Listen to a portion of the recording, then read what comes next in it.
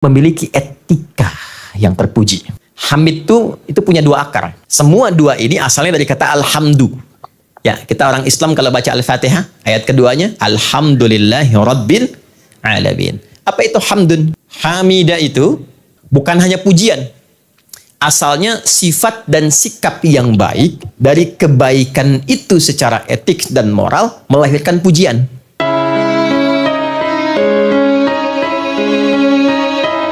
Alimun hakim. Wallahu alimun hakim. Baik. Alimun hakim.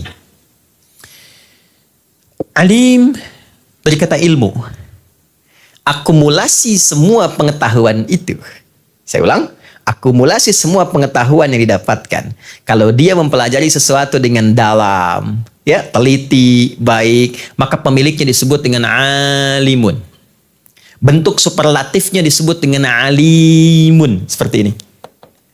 Ya, Allah melekatkan nama alim dengan kata hakim untuk memberi kesan bahwa kalau Anda ingin tampil terhormat dan ingin semakin terangkat naik ke atas, tinggi, jadi agung, jadi naik karir, ya, jadi punya kewenangannya lebih tinggi, maka syarat pertama tambah pengetahuan.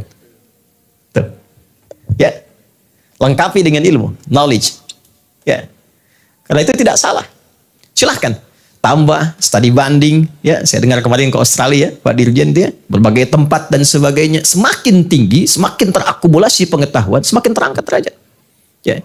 Beda kan? Dari SH ke MH, dan doktor di bidang hukum, naik lagi, pasti ketika akumulasi pengetahuan semakin banyak, nah, itu akan berdampak kepada naiknya wewenang dan ketinggian derajat. Jadi seorang hakim mendapatkan izzah, syarat pertamanya, hey, yang muda-muda yang berkumpul saat ini barangkali, yang punya belajar banyak pengalaman dari yang senior, tambahkan ini satu. Dua, maaf, ini agak spesifik. Ilmu saja tidak cukup menjadikan seorang hakim terangkat derajatnya dan menjadi yang terhormat. Bila tidak ada yang kedua. Hakimun Hamid. Quran Surah Fussilat ayat 54. Dua, Hakimun Hamid. Maaf ya, ini agak spesifik saya bulati karena ini yang sangat dibutuhkan saat ini. Hamid memiliki etika yang terpuji. Hamid itu punya dua akar. Semua dua ini asalnya dari kata alhamdu. Ya, kita orang Islam kalau baca Al-Fatihah, ayat keduanya, Alhamdulillahi Rabbil Alamin. Apa itu hamdun? Ya. Hamidah itu bukan hanya pujian. Asalnya sifat dan sikap yang baik, dari kebaikan itu secara etik dan moral melahirkan pujian. Kalau kita memuji dari dalam keluar, maka disebut dengan hamid namanya. Kita memuji Allah karena Allah maha baik. Ya, memberikan kita kesempatan, waktu, nafas, memberikan rizki, ilmu, ya, segala bentuk kebaikan, bahkan tidak harus bayar. Maka kita memuji Allah, alhamdulillah. Saat kita memuji Allah, maka kita disebut hamid. Jelas ya?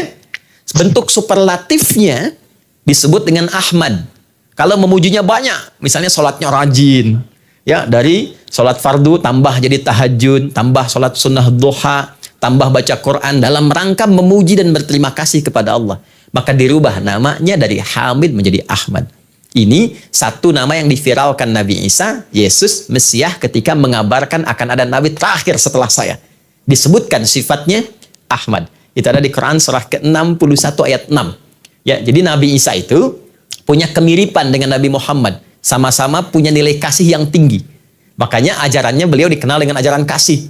Ya, sayang, jangankan dengan manusia, dengan hewan sayang. Nabi Muhammad begitu. Jangankan dengan hewan, dengan tumbuhan pun begitu. Bahkan kata Nabi, kalau Anda sedang ada dalam aksi militer pun, ya, yang kadang-kadang berpengaruh kepada sifat dan berpengaruh kepada keadaan diri secara emosional, jangan injak tanaman, kata Nabi. Jangan rusak pohon. Ya. Jadi karena ada satu sifat yang sama, sifat sosial yang baik, umatnya menduga, oh ini Nabi terakhir nih, seperti diramalkan dalam kitab dulu. Maka kata Nabi Isa alaihissalam, bukan. Nabi terakhir itu bukan saya, tapi ada yang lebih hebat dari saya, khususnya dalam pemujian dan ibadahnya kepada Allah. Sehingga disebut dengan Ahmad. Min ba'di ismuhu Ahmad. Dan itu nanti dibuktikan di Al-Bukhari, nomor hadis 2010. Ketika Sayyidah Aisyah radhiyallahu taala anha kedatangan, maaf sekali beberapa sahabat ingin tahu cara sholat malamnya Nabi. Kata mereka, bagaimana sih sholat malamnya Nabi? Ingin diikuti? Kata Sayyidah Aisyah, gak usah coba-coba ya. La tas'al an husnihinna wa tulihinna. Gak usah ditanya panjang dan berapa banyak rakaatnya. Karena sulit diikuti. Saya aja pernah menyaksikan baru rakaat pertama. Ini di mobil Oh iya. Nyambung.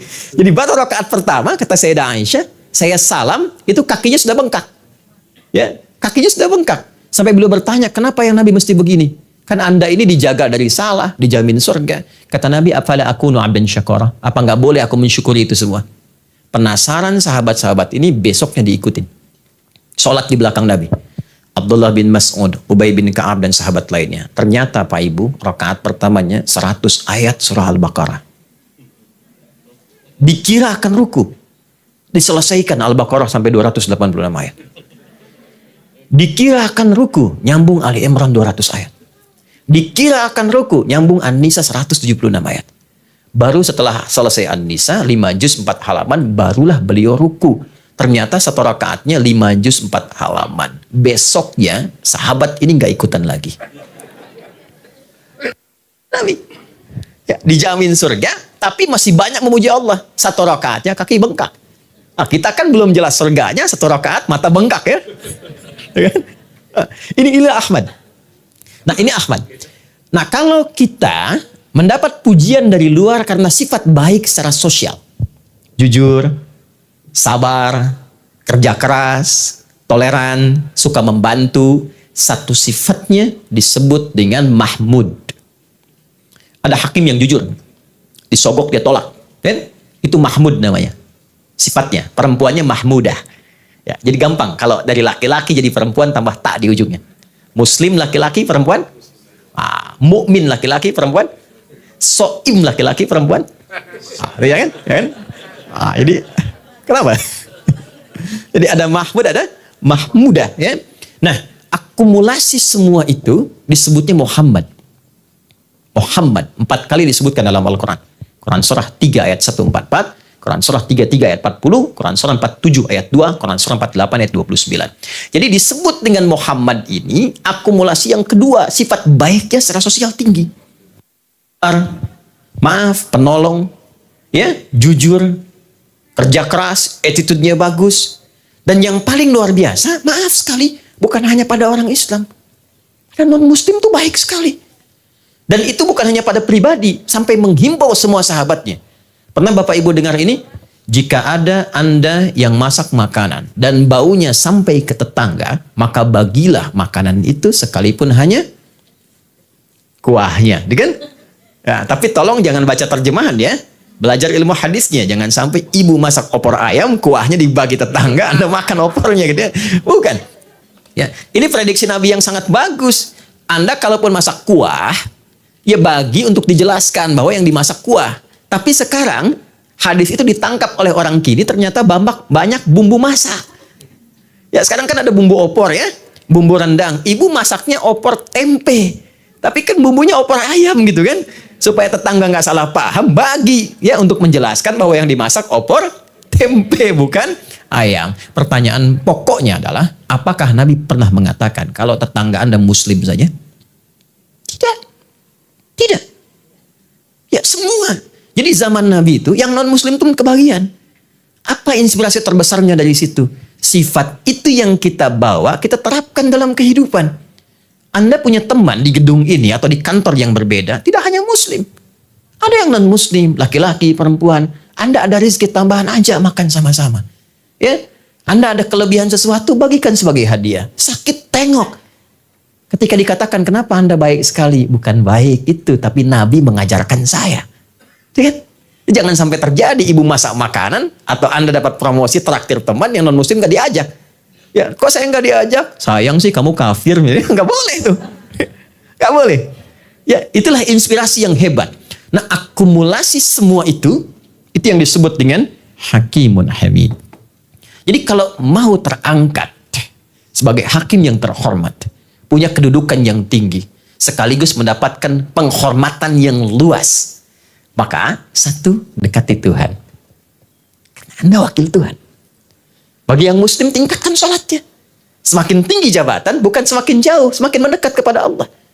Ya, sehingga dengan itu Allah berikan hikmah yang lebih. Bangun di malam hari. Betapa banyak persoalan besar itu kadang menjadi kecil dan tuntas saat dicurhatkan dalam hamparan sajadah. Itulah rumusnya Nabi Yakub ketika mengatakan innama ashku bathi wa huzni ilallah. Kan kadang-kadang ada beberapa kasus yang kita nggak bisa deteksi secara langsung. Bangun, sujud, minta. Allah berikan kadang lewat petunjuk dalam mimpi, ada bukti-bukti tambahan, ada novum yang bisa dikaji. Ketika Allah berkehendak, apa yang mustahil untuk mencegahnya? Itu satu. Tapi saat yang bersamaan, bangun etika, moral, dan attitude yang baik dengan sesama. Jaga kehormatan itu dengan memuliakan kepribadian dan memuliakan, profesi yang terhormat itu dengan sikap etik yang mulia. Artinya apa? Bangun kemuliaan pergaulan sosial yang baik. Tapi juga tolak hal-hal yang bisa menegasikan atau boleh jadi mereduksi sifat-sifat kemuliaan itu. Ya, jauhi sogokan-sogokan. Jauhi perkara-perkara yang merendahkan martabat. Jauhi berbagai tindakan yang bisa merusak profesi. Kenapa? Karena kata hakim dibanggakan di Quran dengan kata hamid. Hakimun hamid. Jelas di sini? Ya, jadi terjaga kehormatan itu ketika ilmunya bertambah, moralnya pun meningkat. Etiknya itu terjaga. Ini poinnya. Jadi begitu ini berkurang, yang rendah itu cuma jabatan, Pak. Tapi kalau ini yang berkurang, yang rendah itu bisa kehormatan. Jelas di sini?